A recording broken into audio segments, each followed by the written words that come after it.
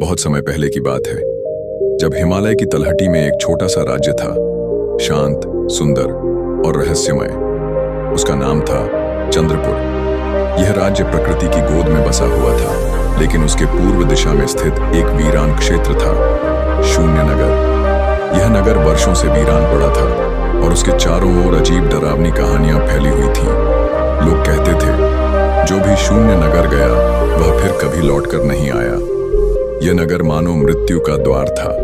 राजा चंद्रसेन ने एक घोषणा की, जो कोई शून्य नगर के रहस्य को सुलझाएगा उसे आधा राज्य और मेरी पुत्री राजकुमारी यशोधरा से विवाह मिलेगा। यह सुनकर राज्य के अनेक वीर योद्धा, पंडित, साधु और तपस्वी शून्य नगर गए, लेकिन कोई लौटकर नहीं आया। तभी कहानी में प्रवेश करता है एक युवक, आदित्य मौर्य। वह न कोई राजकुमार था, न योद्धा, न संत। वह एक साधारण परिवार से था, परंतु उसका हृदय असाधारण था। आदित्य मौर्य बचपन से ही भगवान बुद्ध के उपदेशों से प्रेरित था। करुणा, ध्यान और आत्मज्ञान उसके जीवन के मूल स्तंभ थे। उसने ठान लिया, मैं जाऊंगा शून्य नगर, पर उद्देश्य राजकुमारी नहीं, सत्य की खोज होगी। आदित्य मौर्य ने शून्य नगर की ओर यात्रा प्रारंभ की। रास्ते में उसकी भेंट एक वृद्ध तपस्वी महात्मा वसुधानंद से हुई। वसुधानंद ने उसे कहा, बेटा, शून्य नगर में जाने के लिए तलवार नहीं, विवेक चाहिए। वहां की राह बाहर नहीं, भीतर जाती है। भगवान बुद्ध ने कहा था, जो अपने मन को जीत लेता है वही सच्चा विजेता होता है। आदित्य ने नमन किया और आगे बढ़ चला। रास्ते में कई प्रकार की कठिनाइयां आईं। कभी घना जंगल, कभी तेज बारिश, कभी भूख की पीड़ा, लेकिन हर बार वह ध्यान करता, बुद्ध के उपदेश याद करता और शांति से आगे बढ़ता। शून्य नगर के प्रवेश द्वार पर लिखा था, सत्य की तलाश में आया यात्री, लौटने का मार्ग नहीं है। यह पढ़कर आदित्य ने गहरी सांस ली और मन ही मन कहा, अब पीछे मुड़ने का कोई प्रश्न ही नहीं। आदित्य आगे बढ़ता है और 5 द्वारों से गुजरता है। हर द्वार एक मानवीय कमजोरी की परीक्षा थी। पहला द्वार, मोह। यहां उसे उसका बचपन, माता पिता की ममता, प्रेम और सुखों की यादें दिखाई देती हैं, एक स्वप्न की तरह, जैसे वह सब आज भी उसे पुकार रहे हो। उसकी माँ की करुण पुकार, पिता का स्नेहिल हाथ, बाल सखाओं की हंसी, सब कुछ जैसे जीवंत हो उठता है। वह कुछ क्षणों के लिए ठहर जाता है, लेकिन फिर बुद्ध का वचन याद करता है, मोह दुख की जड़ है। वह ध्यान में बैठता है और मोह को त्याग कर द्वार पार करता है। दूसरा द्वार, क्रोध। यहाँ एक राक्षसी छवि प्रकट होती है, जो उसे गालियां देती है, उस पर थूकती है और कहती है, तू एक मूर्ख है, तेरा कोई मोल नहीं। आदित्य शांत खड़ा रहा और बोला, तुम्हारे क्रोध में मेरी शांति ही उत्तर है। वह राक्षसी उसका चेहरा बदलकर उसके पिता की तरह बोलती है, तेरे कारण हम मरे, तू स्वार्थी है। आदित्य की आंखें नम होती हैं, पर वह कहता है, मैं क्षमा चाहता हूं, पर सत्य की राह पर चलना मेरा धर्म है। राक्षसी छवि विलीन हो गई। तीसरा द्वार, लोभ। एक स्वर्ण महल, धन, रत्न और स्त्रियां उसे बुलाती हैं।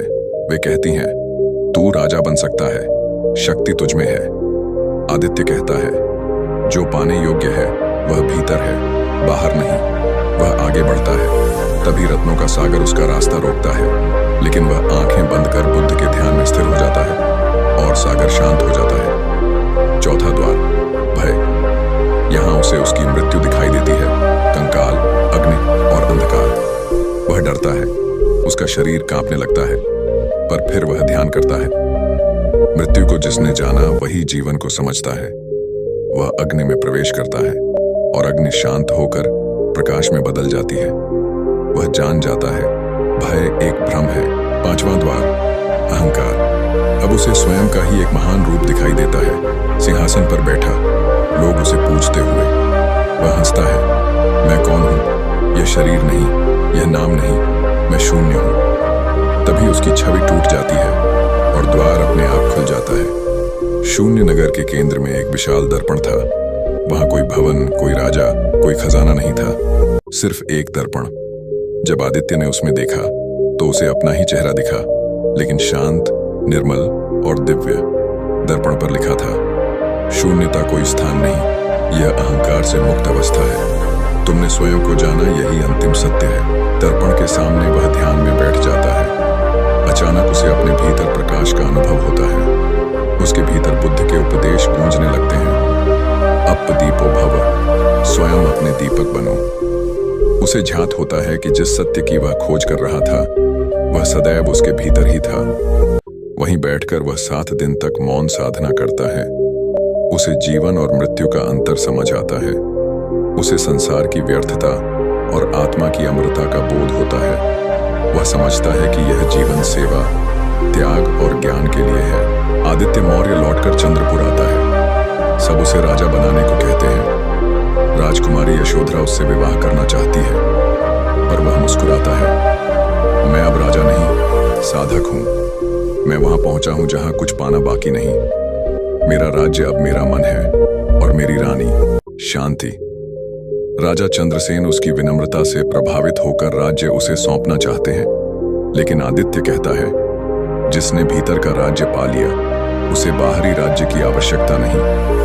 वह महात्मा वसुधानंद के साथ हिमालय चला जाता है और आगे चलकर एक महान ध्यान गुरु के रूप में प्रसिद्ध होता है। लोग दूर दूर से उससे मार्गदर्शन लेने आते हैं। उसका एक ही उपदेश होता, शून्यता में ही पूर्णता है। आदित्य मौर्य की गाथा वर्षों तक लोकगीतों और कथाओं में जीवित रहती है। बच्चे उसे सुनते हैं, युवा उसे आदर्श मानते हैं और वृद्ध उसे प्रणाम करते हैं। उसकी समाधि आज भी हिमालय में एक गुफा में है, जहां लिखा है, यहाँ वह बैठा था जिसने स्वयं को पा लिया। यह कहानी हमें सिखाती है कि असली विजय बाहरी नहीं, अंदर की होती है। शून्य नगर कोई भूगोल नहीं, बल्कि वह स्थान है जहां हमारा अहंकार, मोह और लोभ समाप्त होता है। भगवान बुद्ध का यही उपदेश था, अपने आप को जानो, यही सर्वोच्च ज्ञान है। अगर आपको यह कहानी पसंद आई हो तो वीडियो को लाइक करें, अपने विचारों को कमेंट में जरूर बताएं और ऐसी ही प्रेरणादायक कहानियों के लिए चैनल को सब्सक्राइब करना न भूलें। बेल आइकॉन दबाएं ताकि अगली कहानी आपसे छूटे।